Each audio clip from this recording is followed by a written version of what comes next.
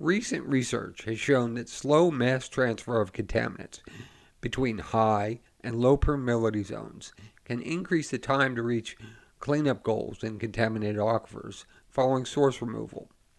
In CERTA Project ER 2529, we have developed improved methods to characterize heterogeneous aquifers using direct push tools and simulate contaminant back diffusion from low K zones. In the first phase of this project, we modified the existing HPT, or hydraulic profiling tool, to allow accurate measurement of hydraulic conductivity in low K zones by reducing the probe advance speed and water injection rate.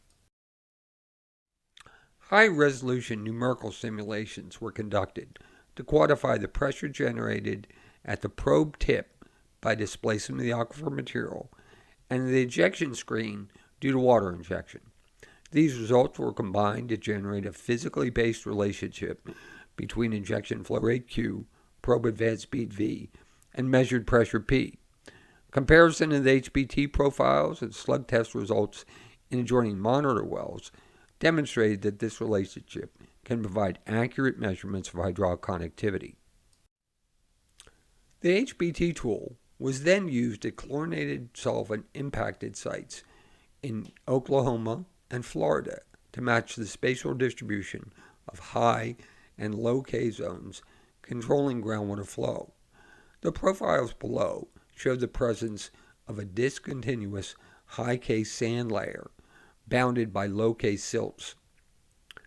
High-resolution numerical models calibrated using these HPT profiles provided a good match with field monitoring results.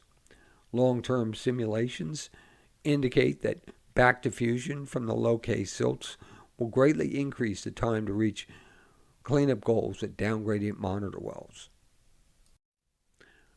While high-resolution numerical models can be used to simulate back diffusion, developing these models is complex and time-consuming.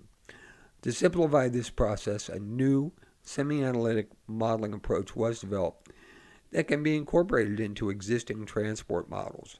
This new approach closely matches results from existing analytical and numerical models, but it's more flexible and easier to implement. Input parameters are based on the physical geometry of the low K zones. The figure in the upper right shows the distribution of high and low K zones in a sandbox experiment conducted by Donner at Colorado State University. The figure in the lower right shows the close match between measured tracer concentrations and semi-analytical model results.